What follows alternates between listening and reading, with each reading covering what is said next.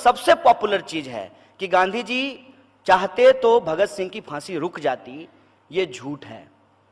ये अपने आप में एक बहुत बड़ा झूठ है जो बहुत पॉपुलर तरीके से बोला गया है, और मैं भी उसका शिकार था और इस बात को मैं स्वीकार करता हूं। और मुझे भी लगता था बहुत लंबे समय तक कि गांधी जी की वजह से जो है भगत सिंह को फांसी हो गई। और ये बात आज जो लोग सत्ता में बैठे हैं, मतलब जिस विचारधारा की बंदूक की गोली से गांधी की हत्या की गई, उस विचारधारा की बंदूक के निशाने पे आज इस देश का जमहूरियत है, इस देश का डेमोक्रेसी है, इस बात को हमको समझना चाहिए। उसी विचारधारा की बंदूक की गोली से गौरी लंकेश की हत्या की गई, उसी विचारधारा की बंदूक की गोली से कुलवर्गी पानसारे और डॉक्टर दाभोलकर की हत्या की गई है। और वो जो विचारधारा की बंदूक है, समय समय पे इस देश के ऐतिहासिक तथ्यों के ऊपर चलाया गया है, और उस विचारधारा की बंदूक का जो असर है, उसका जो नकारात्मक प्रभाव है, कई बार उसको आइडेंटिफाई करने में हमारे जो वामपंथी मित्र हैं वो भी अक्षम रहे हैं, और वो भी उसके प्रोपेगेंडा के शिकार हो गए हैं। मसलन गांधी जी का जो पत्र इरविन को लिखा गया था, उसकी एक कॉपी हरियाणा के पानीपत के एक छोटे से कॉलेज में मैंने जब देखा, तब मुझे पता चला कि मैं कितने बड़े झूठ का शिकार था।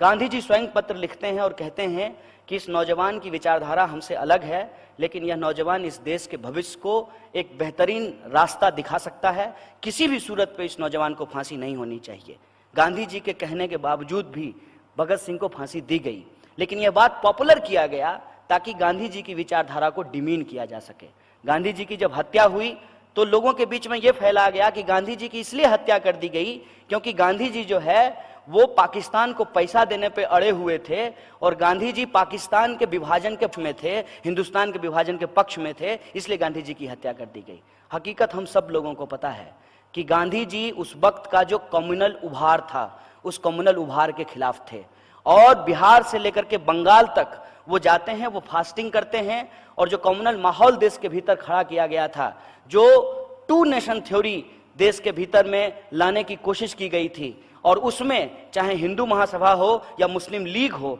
दोनों तरीके के लोग उसमें शामिल थे। और सिर्फ शामिल ही नहीं थे, ये दोनों मिलकर के पाकिस्तान के एक इलाके में सरकार भी बनाए थे। और मोहम्मद अली जिन्ना से पहले सावरकर ने टू नेशन थ्योरी इस देश को दिया था और कहा था कि हिंदुस्तान और पाकिस्तान दो हिस्सा होना चाहिए, हिंदू हिंदुस्तान में रहेंगे और मुसलमानों को पाकिस्तान जाना चाहिए। यह थ्योरी सावरकर के द्वारा दिया गया था।